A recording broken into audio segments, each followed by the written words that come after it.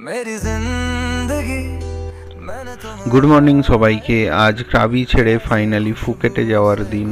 तो আমরা by road फुकेटेर उद्देश्ये रওना दिलाम। प्रथमे चले যাব बास स्टैंडे। यादों का सफर, दिल की हर एक धड़कन में तुम्हारा असर। আমরা এখন এসে গেছি ক্রাবির বাস স্ট্যান্ডে। এখান থেকে ক্রাবি, ফুকেট সহ অন্যান্য সমস্ত জায়গার বাস ছাড়ে। सितारों की चमक से बरसे बरखत, आंखों में तुम्हारी वो चमक लेकर, जैसे तारों की रोशनी। সামনে টিকিট কাউন্টারে গিয়ে দেখা যাক নেক্সট ফুকেটের জন্য বাস কখন আছে, আর টিকিটটা কেটে নিয়ে একটু ওয়েট করা যাক।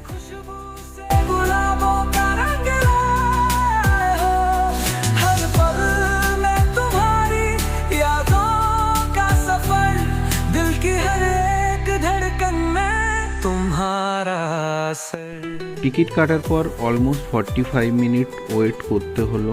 এরপর ফাইনালি বাসের দেখা পেলাম। দেখা যাক কিরম হয়। यादों की कलियों में तुम्हारा ख्याल जैसे বাসটা প্রায় 15 মিনিট যাওয়ার পর একটা ছোট ব্রেক নিল। এখানে একটা সুন্দর ক্যাফেটেরিয়া আছে। আমরা অল্প কিছু স্ন্যাক্স খেয়ে নেব, কারণ এখনো প্রায় 2 ঘন্টার জার্নি বাকি। तुम बिन जिंदगी अधूरी सी लगती, जैसे बिना सुरों के गीत खामोशी से जगती। কিছু স্ন্যাক্স খাওয়ার পর চলুন বাসে উঠে বসা যাক, কারণ এখনো প্রায় 2 ঘন্টার জার্নি বাকি। এই যে সামনে খুব সুন্দর বাসটি দেখছেন, এটিতে করেই আমরা ক্রাবি থেকে ফুকেটের উদ্দেশ্যে যাচ্ছি। এটা এখানকার ট্যুরিস্ট বাস, কিন্তু বড়ই অদ্ভুত। দেখুন, সামনে ঢুকেই নিচে ড্রাইভার বসে, আর রাইট সাইড দিয়ে অনেকটা উপরে গেলে প্যাসেঞ্জার বসার জায়গা। কিন্তু দেখুন, খুব কালারফুল আর ঝকঝকে। ফুকেট পৌঁছতে আমাদের দুপুর গড়িয়ে গেছে। তো হোটেলে চেক ইনের পর সন্ধ্যেবেলা একটু সি বিচটা ঘুরে দেখে নেওয়া যায়।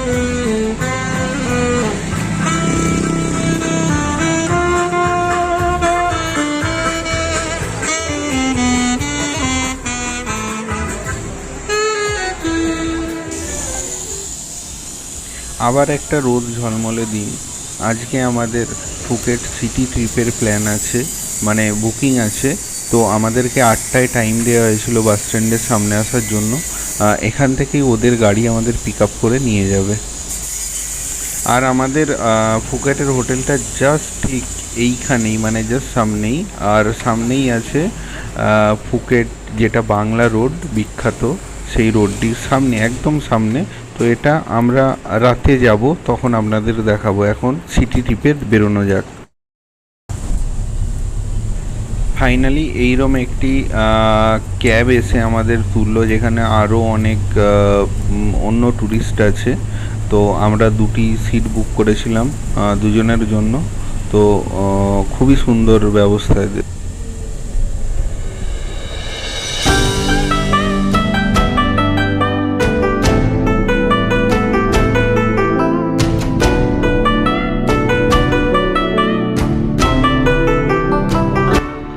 ফাইনালি আমরা এসে পৌঁছলাম ফুকেটের সেই বিখ্যাত বিগ বুদ্ধা টেম্পলের সামনে। চলুন ঘুরে দেখা যাক।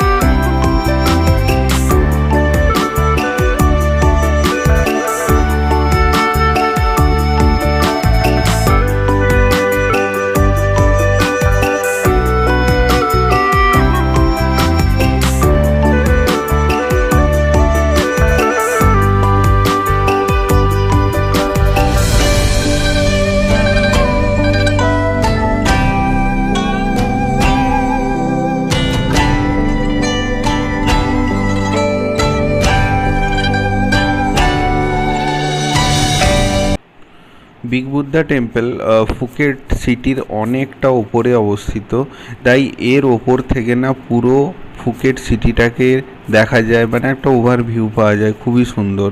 সামনে যেগুলো দেখছেন আমাদের ইন্ডিয়াতে যেরকম মান্নাতের জন্য অনেকে গাছে সুতো পরায় বা অনেক কিছু লিখে রাখে, টাইপস অফ দ্যাট, মানে টেম্পলের সামনে এগুলো মানুষের নাম লিখে রেখেছে বা যেটা প্রে করতে চায় সেটা লিখে রাখা আছে।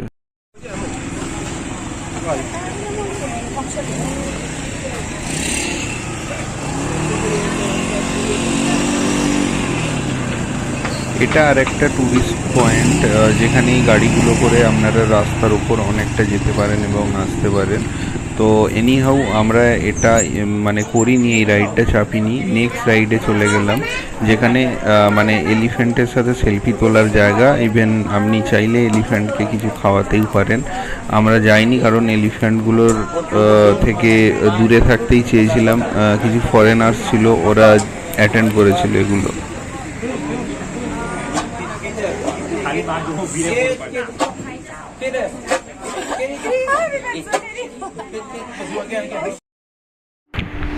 নেক্সট জায়গা ছিল ওল্ড ফুকেট টাউন, সাজানো গোছানো কিন্তু ব্যস্ততা আর ভিড় থেকে একটু দূরে অবস্থিত।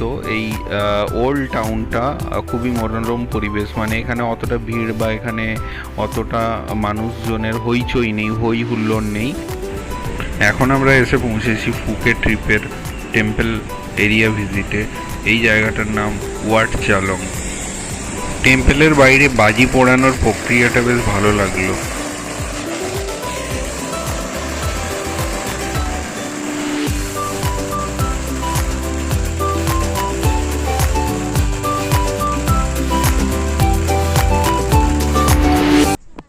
তুমি বলে পরিমাণ স্টোরি না বলা কথায় আর মনের খাতায় তোলা আছে ভালোবাসা অনিশ্চিত অপেক্ষায়।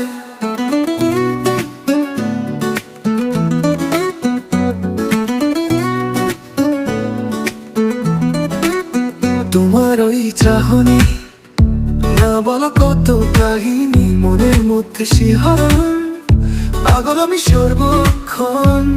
তুমি হলে পরিমাণ স্টোরি না বলা কথায় আর মনের খাতায় তোলা আছে ভালোবাসা অনিশ্চিত অপেক্ষায়। এখন আমরা এসে পৌঁছেছি একটা জেমস গ্যালারি ভিজিটে। তো আমি জানতাম না এখানে ক্যামেরা করা নিষিদ্ধ।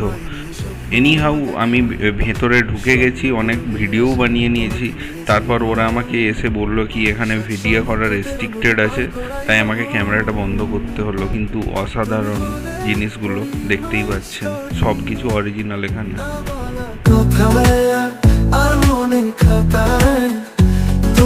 ভালোবাসা অনিশ্চিত অপেক্ষায়।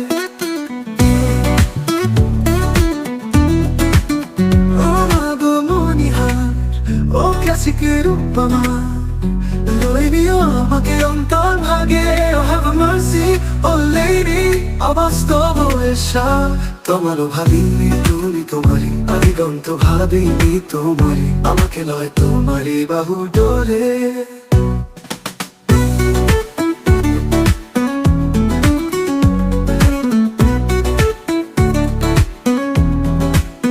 তুমি হলে পরি। আমরা এখন এসেছি একটা কাজু ফ্যাক্টরি ভিজিটে। এখানে 8 থেকে 10 রকম কাজু আমরা দেখলাম, টেস্ট করে দেখলাম, ওরা করালো।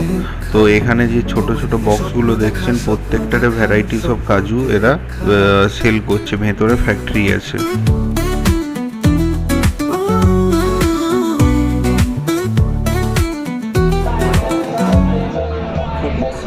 শেষের দিকে এখন এসে পৌঁছেছি শিলাভা মার্কেটে। এটা একটা ইভিনিং মার্কেট, তো বিশাল বড় জায়গা জুড়ে এই মার্কেটটা। এখানে দেখার মতো, মানে এটা বলতে পারেন দেখার মতো কি নেই, যত ধরনের খাবার মানে থাইল্যান্ডের লোকেরা খায়, মানে ফিশ থেকে আরম্ভ করে বিভিন্ন ইনসেক্টস থেকে আরম্ভ করে ইভেন ক্রোকোডাইল পর্যন্ত আমরা দেখলাম বারবিকিউ হচ্ছে এখানে। এই যে চিংড়ি মাছগুলো আছে এক একটা সাইজ প্রায় 1.5 থেকে 2 ফিট, মানে মোর দেন দ্যাট তো মানে ছোট না। তো এখানেই সমস্ত কিছু পাওয়া যাচ্ছে, যার যেটা পছন্দ তারা কিনে খাচ্ছে। ইভেন এখানে আমরা প্রচুর ইনসেক্টস দেখলাম, যেগুলো আমরা মানে রীতিমতো ঘেন্না পাই এখানে, এখানে সেগুলোও খাওয়া হচ্ছে।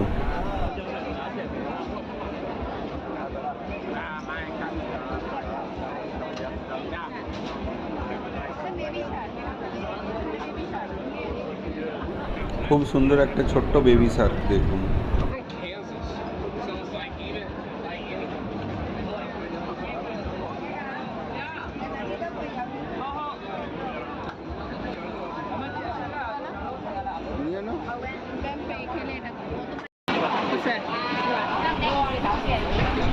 এইগুলো সব কটা হচ্ছে ইনসেক্টস, মানে দেখুন কাঁচা আছে, এগুলোকে ওরা ফ্রাই করে খায় কি কাঁচা খায় সেটা মানে বুঝতে পারলাম না। মানে ওই মোমেন্টে কোনো কাস্টমার ছিল না ওই দোকানটা, আদারওয়াইজ খেতেও দেখতে হতো এগুলো।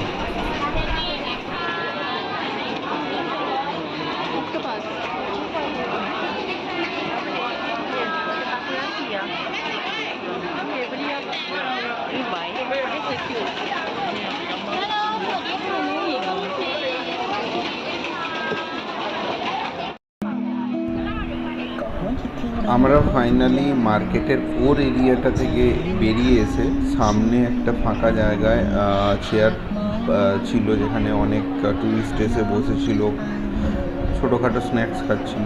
তো আমরাও গিয়ে একটা নুডলস অর্ডার দিলাম, প্লেন নুডলস। ভাবলাম এটা তো ভালো হবে। ফাইনালি নুডলসটা খেতে গিয়ে ভেতরে দেখলাম ওতেও কাঁচা স্নেল। তো আলটিমেটলি ওটা ফেলে দিতে হলো আমাদের।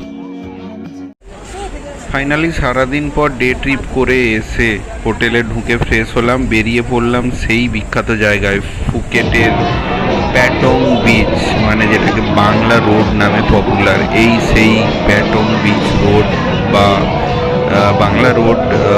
চলুন এখানের ভাইবটা দেখে নেওয়া যাক।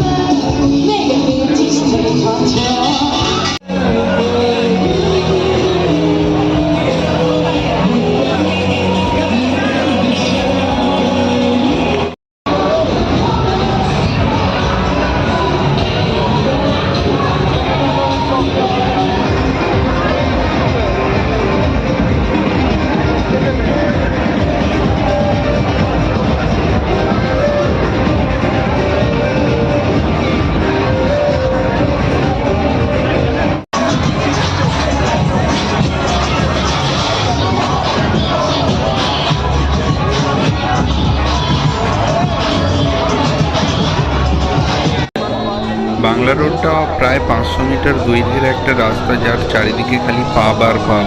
তো এইরকম জাঁকজমকপূর্ণ একটা এরিয়া পেরিয়ে যাওয়ার পর ওই প্রান্তটা খুবই নিস্তব্ধ, মানে ঠিক এইরকম টাইপের। সামনে সি বিচ, কিন্তু কাল আমাদের ফেরার ফ্লাইট আছে, তো বেশিক্ষণ থাকা যাবে না, ফেরা যাক হোটেলে। আজ সেই মন খারাপের দিন, কারণ আমাদের এই এত সুন্দর ট্রিপটাকে শেষ করে বাড়ি ফিরে যেতে হবে। আজকে আমাদের রিটার্ন ফ্লাইট আছে।